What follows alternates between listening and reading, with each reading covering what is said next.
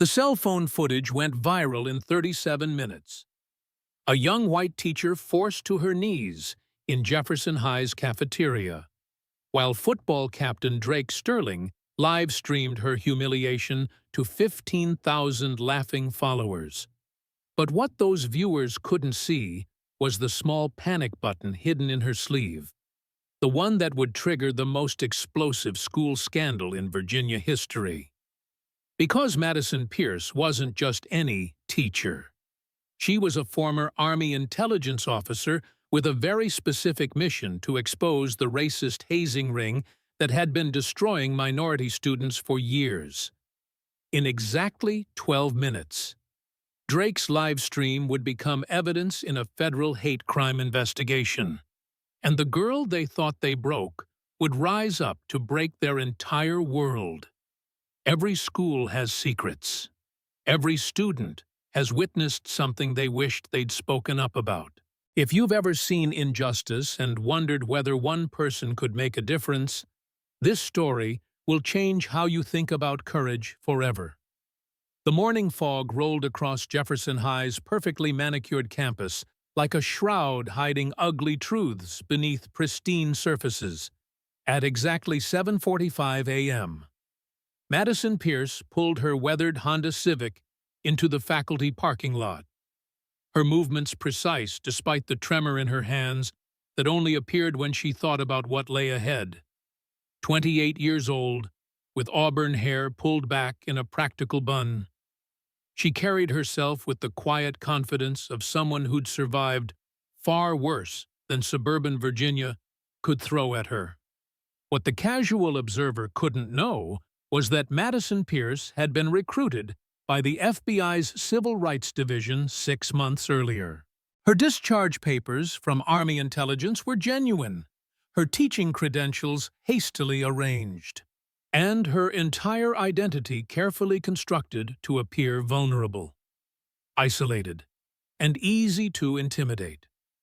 The target was Jefferson High's untouchable trinity. 3 students whose families had turned academic achievement into a profitable family business built on the systematic destruction of minority students who dared to excel. Drake Sterling stood 6 feet 2 inches of artificially inflated confidence, wrapped in a letterman jacket that cost more than most teachers' monthly salaries. The mayor's son possessed the kind of casual cruelty that money had always protected, his blue eyes sparkling with entitlement that assumed consequences were for other people. His father's political machine had been covering up the hazing ring for 3 years, using the school's inflated graduation rates to justify federal funding that mysteriously disappeared into private accounts. Behind Drake stood his lieutenant, Colt Brennan, whose father, Chief Detective Marcus Brennan, had been burying evidence of systematic abuse for years. Every investigation died on his desk. Every whistleblower suddenly faced unrelated criminal charges, and every journalist asking questions found themselves under surveillance for suspected drug trafficking. The police department's evidence room contained hard drives full of proof, all conveniently corrupted whenever federal investigators came calling. Completing the triumvirate was Rex Morrison, son of Senator Patricia Morrison and the enforcer who turned psychological warfare into an art form. While Drake provided the charisma and Colt handled institutional protection, Rex orchestrated the sophisticated harassment campaigns that had driven 17 students to transfer schools and 3 to attempt suicide in the past 2 years. His access to his mother's political networks allowed them to destroy families who dared to challenge their authority. But they'd never faced anyone like Madison Pierce. The first attack came during second period on her very first day. Madison was teaching advanced placement biology when Drake Sterling walked into her classroom 20 minutes late, his expensive sneakers squeaking against the polished floor with deliberate arrogance. The entire class held its breath, recognizing the moment when their new teacher would either bow to Jefferson High's unspoken hierarchy or make herself a target. "Mr. Sterling," Madison said without looking up from the whiteboard where she was explaining cellular respiration, "please take your seat so we can continue." Drake stopped in the middle of the room, his presence commanding attention like a predator surveying prey. "Actually, Miss Pierce, I think there's been a mistake.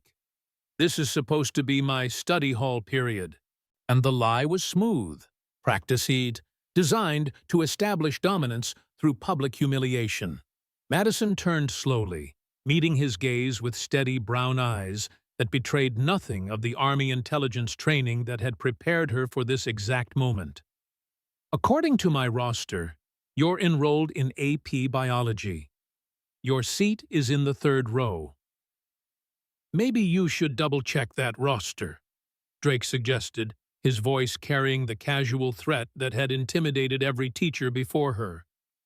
"Wouldn't want to make any embarrassing mistakes on your first day." Madison smiled, the expression never reaching her eyes. "I appreciate your concern for accuracy, Mr. Sterling. However, the only mistake here would be disrupting these students' education any further. Please take your seat." The classroom was silent except for the hum of fluorescent lights and the distant sound of other classes continuing their lessons. Every student recognized this as a defining moment, the new teacher's first test against Jefferson High's golden boy. Drake's jaw tightened as he realized she wasn't backing down, wasn't following the script that had worked with every other educator. "You know what?" Drake said, pulling out his phone with theatrical deliberation. "I think I need to call my father about this scheduling confusion. He'll want to discuss it with Principal Hayes personally." Madison continued grading papers as if Drake hadn't spoken, her military training allowing her to project calm while mentally cataloging every word for her federal handlers. The subtle threat was clear.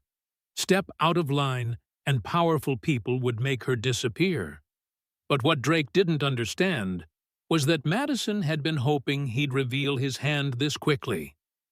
"Mr. Sterling," she said without looking up, "you have 15 seconds to take your seat before I mark you absent and notify administration of your disruptive behavior." The challenge hung in the air like electricity before a storm. Drake's followers watched with anticipation, expecting their leader to crush this upstart teacher who dared to challenge his authority.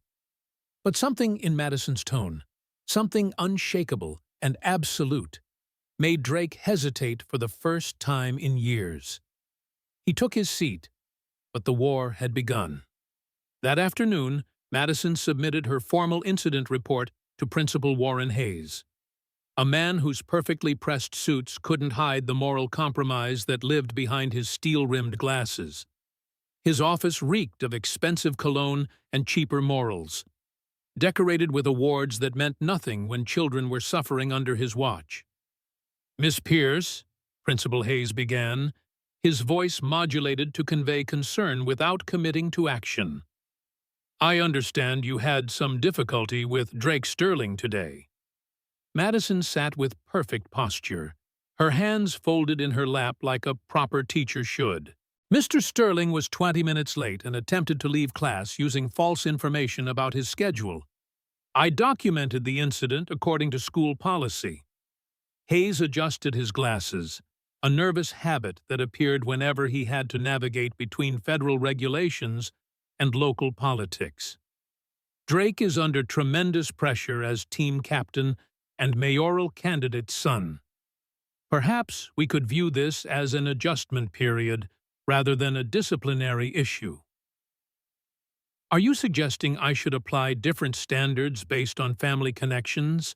Madison asked, her voice carrying just enough innocence to make the question sound genuine rather than accusatory.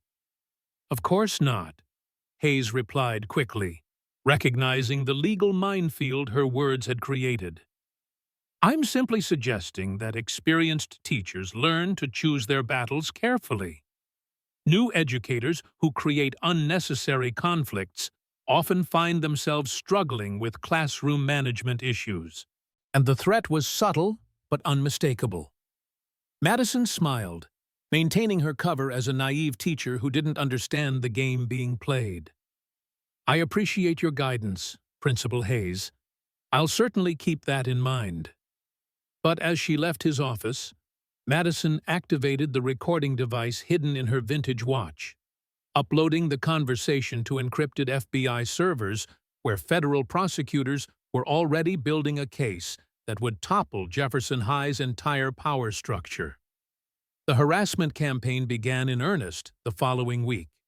Madison arrived Monday morning to find her classroom windows covered in graffiti that combined racist slurs with graphic sexual imagery, the kind of coordinated attack that required advanced planning and institutional access. The maintenance staff had already begun cleanup, their apologetic explanations about weekend vandalism ringing hollow in the morning air. "Terrible what some people do," commented Coach Jake Fitzgerald as he passed her doorway, his tone suggesting sympathy while his eyes held something darker. "Hope you don't take it personally, Miss Pierce. Sometimes new teachers attract the wrong kind of attention." Madison photographed everything before the evidence disappeared. Her military training, recognizing the systematic nature of psychological warfare designed to isolate and intimidate. But what her tormentors didn't know was that each attack only strengthened her resolve and provided more documentation for the federal case being built against them. Wednesday brought digital assassination. Madison's phone exploded with notifications as fabricated social media accounts flooded local parent groups with allegations about her conduct. Photoshopped images showed her in compromising situations, carefully crafted to look authentic to casual observers who wouldn't notice the digital inconsistencies that screamed manipulation to trained intelligence officers. The posts spread through Jefferson's social networks like wildfire, each share adding credibility to lies that painted Madison as everything from a radical activist to an unstable veteran who couldn't handle civilian life. Anonymous concerned parents shared stories about inappropriate classroom behavior, citing incidents that never happened but sounded plausible enough to damage her reputation. By afternoon, Madison's email contained dozens of messages from angry parents demanding her immediate termination. The attack was sophisticated, coordinated, and clearly orchestrated by someone with deep knowledge of social media manipulation tactics and access to professional-grade image editing software. That evening, Madison sat in her modest apartment, analyzing the digital attack with the same methodical precision she'd once used to track terrorist networks in Afghanistan. Every fabricated image contained metadata.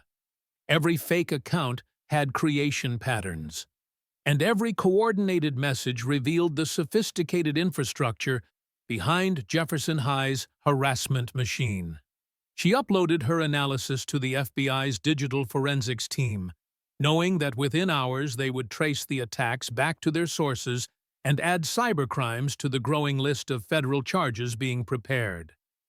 The physical escalation came Friday morning, when Madison discovered her car surrounded by a crowd of students holding signs with messages like "Pierce, go home," and "Our school, our rules." The demonstration had the appearance of spontaneous student activism, but Madison's trained eye recognized the professional organization that had coordinated timing, messaging, and media coverage. Drake Sterling stood at the center of the crowd, his charismatic smile beaming for local news cameras as he positioned himself as a concerned student leader protecting his school from disruption. His carefully prepared statement blamed outside agitators for creating division in their peaceful community. His words, crafted by political consultants who specialized in victim-blaming narratives. "We just want to learn in an environment free from political agenda," Drake told Channel 7 News, his blue eyes conveying sincerity that would have fooled anyone who hadn't seen him planning psychological torture in group chats. Some teachers come here with their own problems and try to take them out on innocent students. Madison watched from her classroom window as 36 students chanted slogans they'd been taught, their young faces twisted with manufactured anger that had been carefully cultivated by adults who should have been protecting them. She recognized several students who'd been friendly in class, now glaring at her with hostility that seemed genuine until she noticed their glances toward Drake, seeking approval for their performance. The demonstration lasted exactly 37 minutes, long enough for complete media coverage, but short enough to avoid disrupting classes that might anger parents who cared more about education than politics. As the crowd dispersed, Madison saw something that chilled her blood. Several students weren't just acting angry, they genuinely believed the lies they'd been fed about her. Drake Sterling had weaponized their trust, turning children into soldiers in a war they didn't understand. That weekend, Madison received the call that would change everything. Her FBI handler's voice was tight with barely controlled fury as she described what federal surveillance had uncovered during the week's escalation. Agent Pierce, Special Agent Sarah Cross, said through the encrypted connection, "We've identified the full scope of their operation. This isn't just bullying, it's systematic civil rights violations with a body count." Madison felt her blood turn cold as Cross detailed the evidence they'd gathered. 17 students had been driven from Jefferson High through coordinated harassment campaigns, their families destroyed by false accusations and manufactured scandals. 3 had attempted suicide, 2 had been hospitalized, and 1, Maria Santos, had died by apparent suicide after months of racial harassment that school officials had dismissed as teenage drama. "They've been doing this for 3 years," Cross continued, using Drake Sterling's social media influence to coordinate attacks while his father's political machine covers up the evidence. "We have documentation of payoffs to victims' families, bribes to transfer students, and threats against anyone who tries to speak up."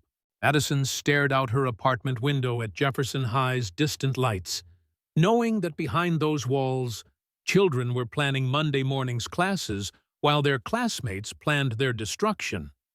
"How many more victims are there?" "We've identified 43 students who've been targeted, with evidence suggesting the number could be much higher." "Madison, these kids aren't just bullying. They're running a systematic campaign of racial terrorism with adult supervision and institutional protection." The weight of 43 destroyed lives settled on Madison's shoulders like a familiar burden. She'd carried similar weight in Afghanistan, where children had been weaponized by adults who cared nothing for the innocents they destroyed. The uniforms were different, but the evil was the same. "What's the timeline for takedown?" Madison asked, her military training automatically shifting into operational mode. "We need more evidence of direct institutional involvement," Cross replied. "Principal Hayes and the coaching staff are careful to maintain plausible deniability. We need them to reveal their hand, to commit to something so obvious that federal prosecutors can't be blocked by local politics." Madison understood immediately. She would have to endure more harassment, more attacks, more attempts to break her spirit while she gathered the evidence needed to bring down the entire network. But every day she waited meant more children would be hurt, more families destroyed, more innocent lives sacrificed to protect the guilty. "How long?" she asked again. 2 weeks maximum. We're preparing simultaneous arrests across multiple jurisdictions, including several federal officials who've been covering for the Sterling family's corruption. When we move, it will be decisive and permanent." Monday morning brought the escalation Madison had been dreading and anticipating in equal measure. She arrived at school to find her classroom door wrapped in yellow caution tape, with a sign declaring the room temporarily closed for health and safety investigation. Principal Hayes waited in the hallway, his expression carefully arranged to convey regretful necessity. "Miss Pierce, I'm afraid we've received some serious allegations about unsafe conditions in your classroom. Until the investigation is complete, you'll be teaching in the temporary facility behind the gymnasium." Madison recognized the psychological warfare immediately. The temporary building was isolated, poorly maintained, and historically used to house students being punished for disciplinary problems. Moving her there would signal to the entire school that she was dangerous, untrustworthy, and probably guilty of whatever allegations had been manufactured against her. "What specific safety concerns require this relocation?" Madison asked, maintaining her cover as a confused teacher who didn't understand the forces aligned against her. Hayes produced a folder thick with fabricated documentation.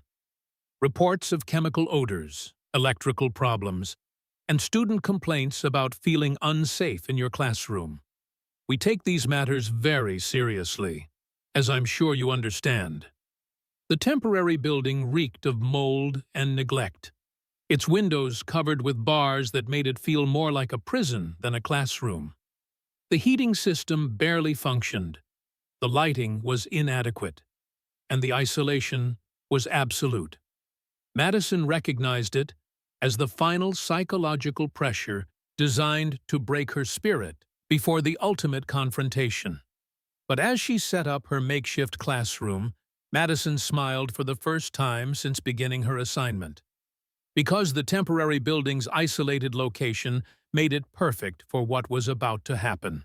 No witnesses, no interference, and most importantly, no escape routes for the predators who were about to reveal themselves completely. Drake Sterling appeared in her doorway at exactly 3:15 p.m., flanked by Colt Brennan and Rex Morrison like generals preparing for a final battle. Their confident swagger filled the small space with menace, their expensive clothes and perfect smiles creating a grotesque contrast with the cruelty radiating from their young faces. "Miss Pierce?" Drake began, his voice carrying the casual authority of someone who'd never faced consequences for his actions. "We need to have a conversation about your future at Jefferson High." Madison continued organizing her desk, projecting the nervous energy of a teacher who knew she was outnumbered, but still hoped for reason to prevail. "I'm always happy to discuss education with my students." "This isn't about education," Rex Morrison interrupted, his voice carrying the cold calculation of someone who enjoyed inflicting pain. "This is about understanding your place in our community." Colt Brennan stepped forward, using his size to create physical intimidation in the confined space. "You see, Miss Pierce, Jefferson High has a certain culture, a certain way of doing things, and people who don't respect that culture, people who try to cause problems, well, they don't last very long here." Madison turned to face them, her hands steady despite the adrenaline coursing through her system. This was the moment she'd been training for, when her cover would be tested and her mission would succeed or fail based on her ability to maintain the deception while gathering the evidence needed to destroy them. "I'm not sure what you mean," she said, injecting just enough tremor into her voice to sound frightened, while activating the recording devices hidden throughout her clothing. "I'm just trying to teach biology and help students learn." Drake laughed, a sound devoid of warmth or humanity. "Help students learn, lady. You're the one who needs to learn. You need to learn that some people matter in this town, and some people don't. You need to learn that when important families want something, they get it. And right now, what we want is for you to disappear." "I don't understand," Madison replied, playing her role perfectly while internally cataloging every word for federal prosecutors. "What have I done wrong?" "You existed," Rex said simply. "You came into our school, our territory, and you thought you could change things. You thought you could challenge people who've been running this place since before you were born. The mask was slipping now, revealing the entitled cruelty that had been carefully hidden behind student government positions and athletic achievements. Madison watched three young men transform into the monsters they'd always been, their privilege and protection making them careless with their words and actions.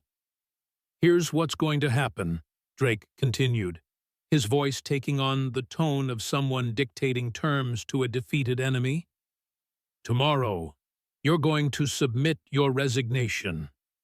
You're going to apologize to our community for the disruption you've caused.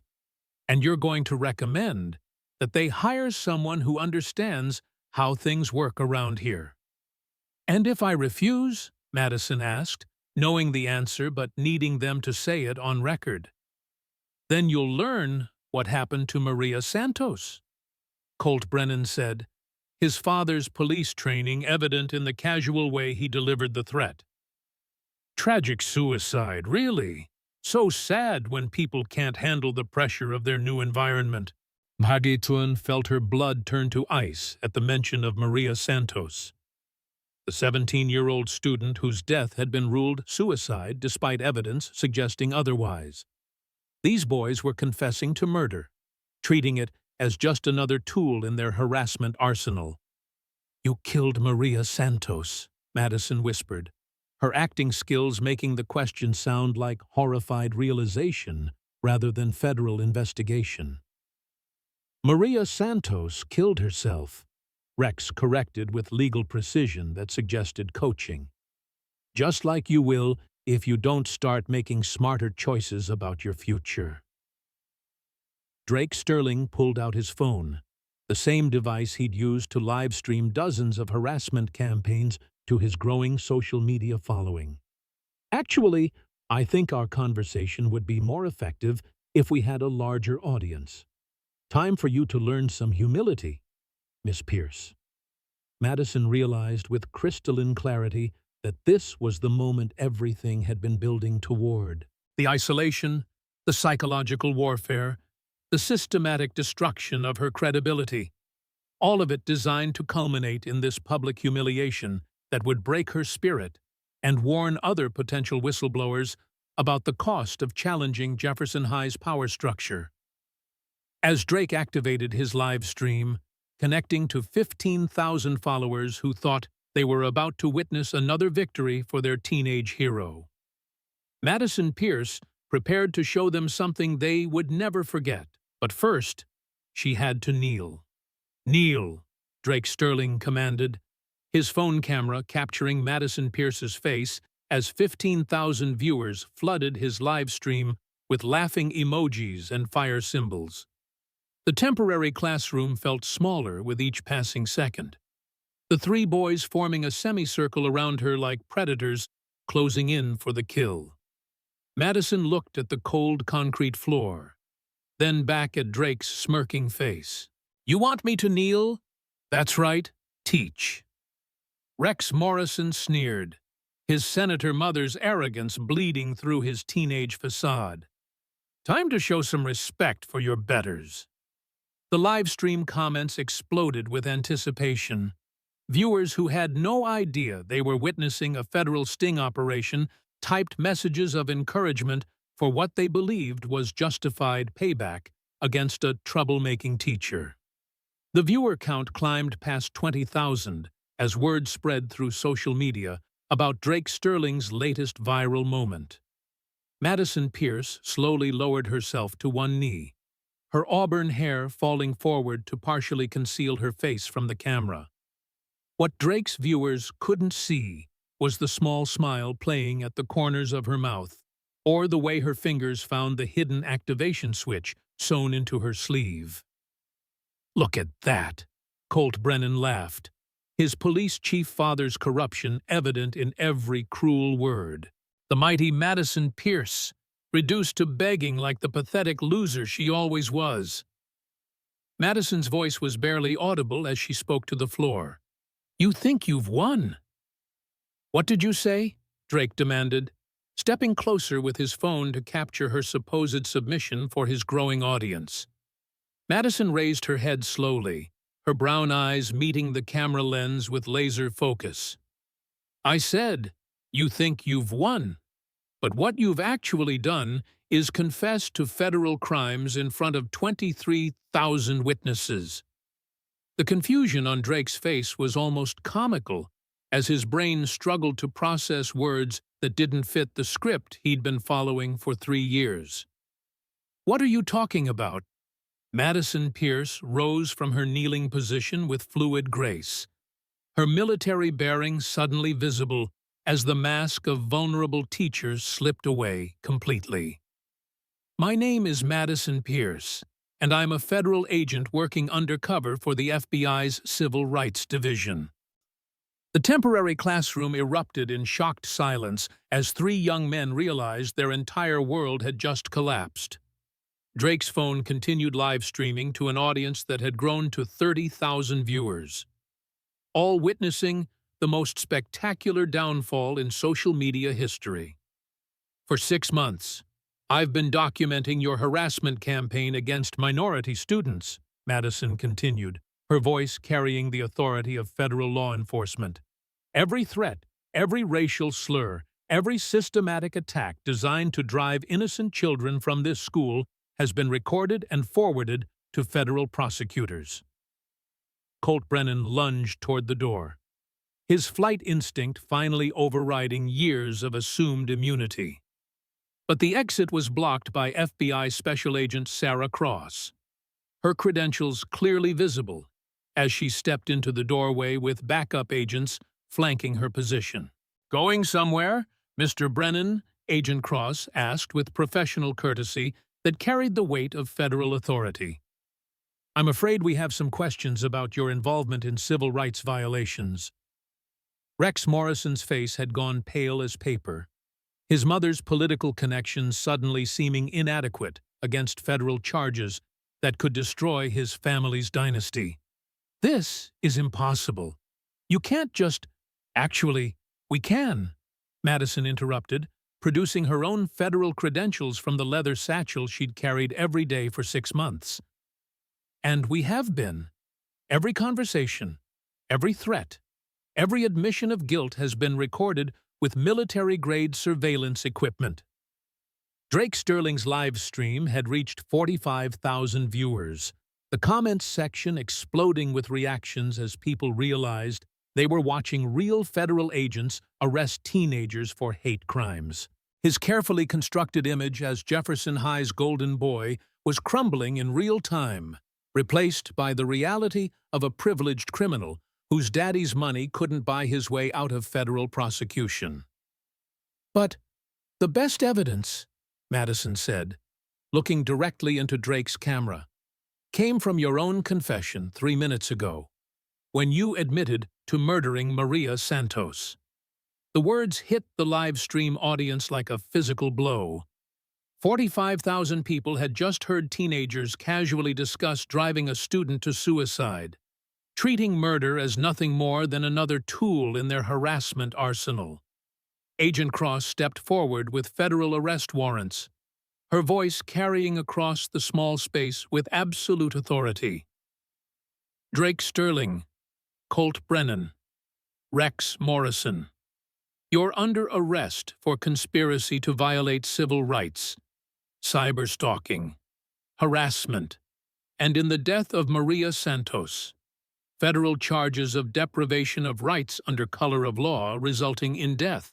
Drake's phone slipped from nerveless fingers, clattering to the floor as his live stream continued broadcasting his arrest to a global audience that had grown beyond 50,000 viewers.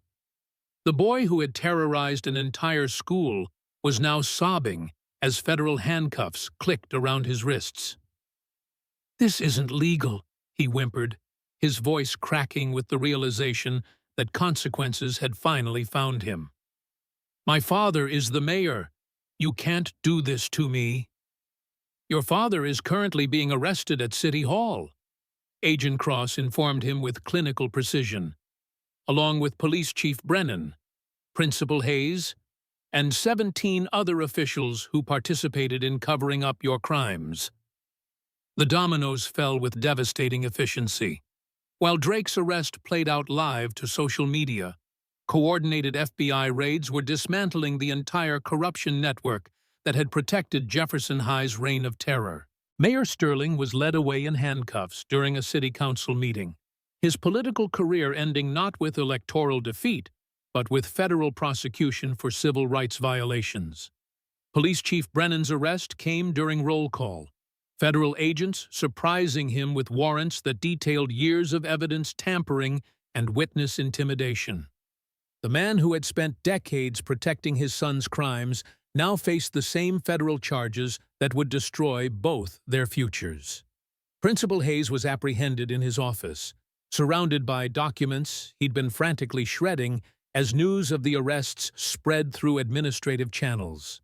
His attempts to destroy evidence only added obstruction of justice to charges that already guaranteed decades in federal prison.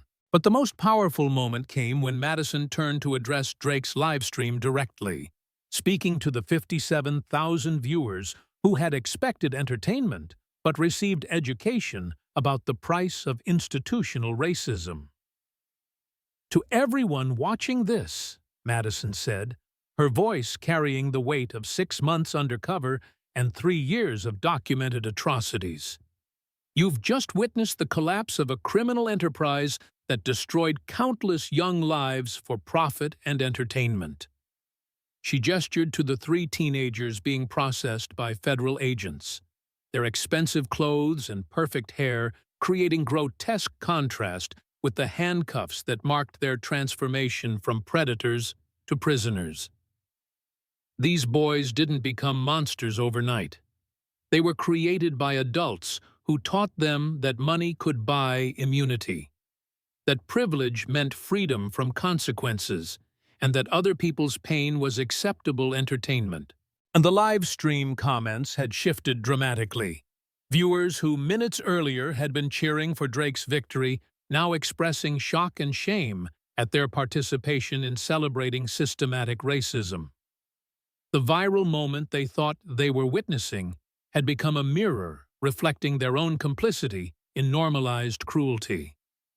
Maria Santos was 17 years old, Madison continued, her voice heavy with emotion for the young life that had been lost. She wanted to be a veterinarian. She tutored younger students in mathematics. She died because these boys decided her academic success threatened their unearned superiority. Agent Cross approached the live stream, her FBI credentials visible to the camera as she addressed Drake's massive audience.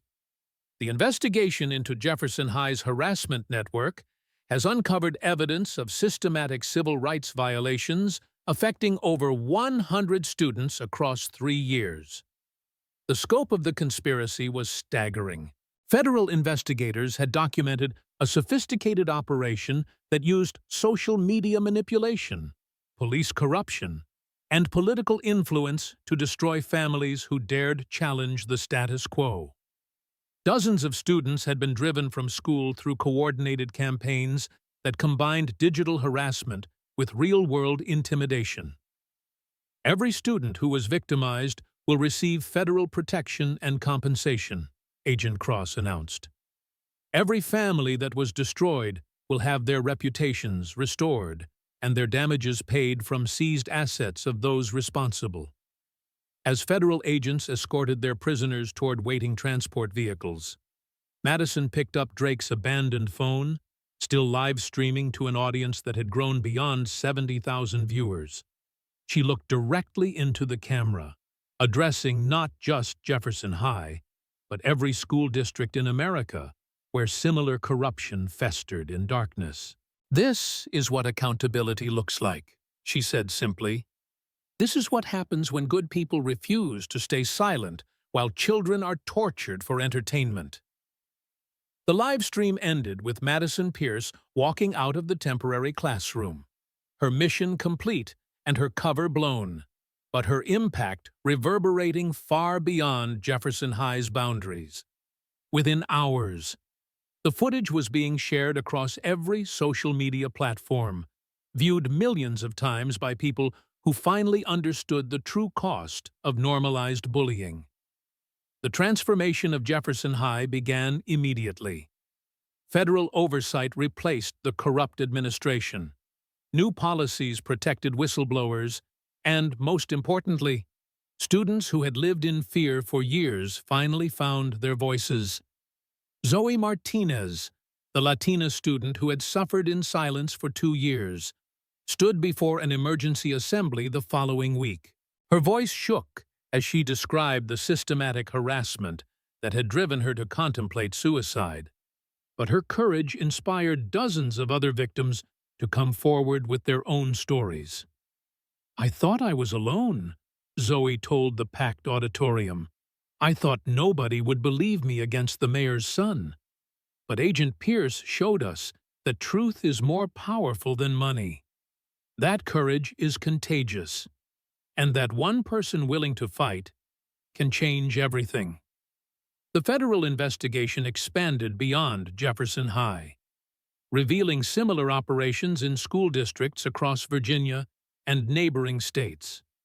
Madison's undercover work had exposed a network of institutional racism that reached into the highest levels of state government, triggering congressional hearings and federal legislation. Drake Sterling, Colt Brennan, and Rex Morrison were sentenced as adults despite their ages, their systematic cruelty and the death of Maria Santos warranting federal prosecution that would keep them imprisoned for decades. Their carefully constructed futures, Ivy League educations, political dynasties, professional athletics, evaporated in courtrooms where their victims finally received justice. But perhaps the most profound change came in the culture of Jefferson High itself. Students who had been taught that cruelty was normal, that harassment was entertainment, and that power meant the right to hurt others, slowly learned different lessons about strength, courage, and human dignity.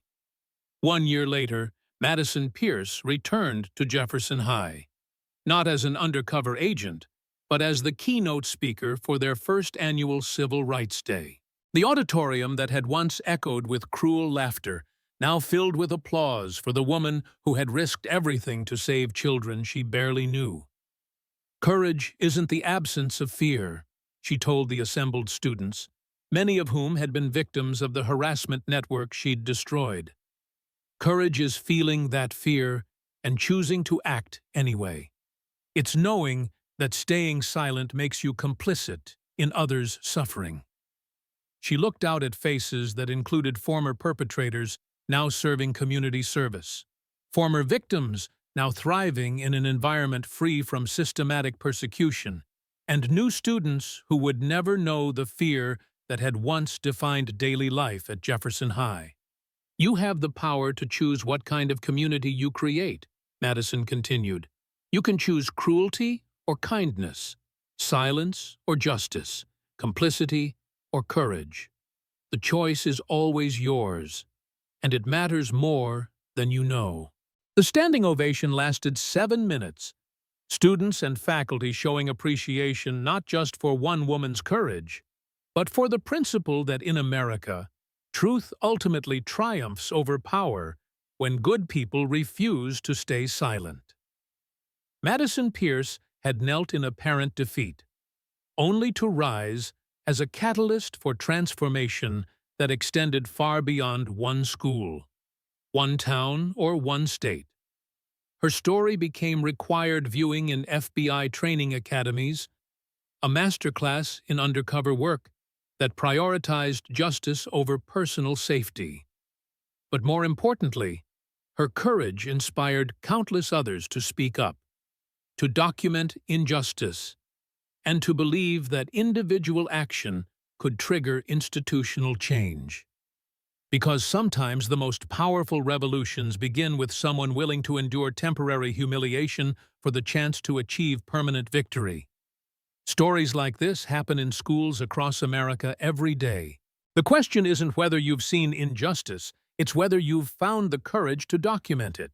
to speak up, to be the change your community needs. Madison Pierce proved that one person with evidence and determination can topple entire systems of corruption. Your school, your workplace, your community. They're all waiting for someone brave enough to speak truth to power. The question is, will that someone be you? The ripple effects of Madison's courage continue to spread across the nation. Jefferson High's transformation inspired the Pierce Act, federal legislation requiring independent oversight of school disciplinary systems and protecting whistleblowers who report institutional abuse. Her undercover techniques are now taught in law enforcement academies, showing how one person's strategic thinking can dismantle networks that seemed untouchable. But the most powerful legacy lives in the students who learned that silence enables oppression, while courage creates change. Former victims like Zoe Martinez now counsel other students facing harassment, their voices carrying the authority of survivors who refuse to let trauma define their futures. Even some former perpetrators, stripped of their privilege and forced to confront their actions, have become advocates for the communities they once terrorized.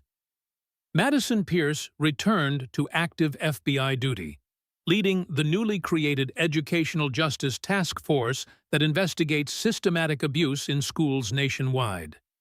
Her work continues because corruption thrives wherever good people choose comfort over confrontation, wherever institutions prioritize reputation over children's safety, wherever communities mistake wealth for worth. Every school has a Madison Pierce story waiting to unfold. Every community has victims who need someone brave enough to speak for them. Every system of oppression depends on the silence of those who could expose it. The technology exists, the laws protect whistleblowers, and the support networks are stronger than ever. What's missing is the individual courage to turn witnessing into action, to transform outrage into evidence, to believe that justice delayed is not justice denied if someone finally finds the strength to fight. The revolution. Madison started with a hidden recording device continues every time someone chooses courage over comfort, truth over convenience, and action over silence.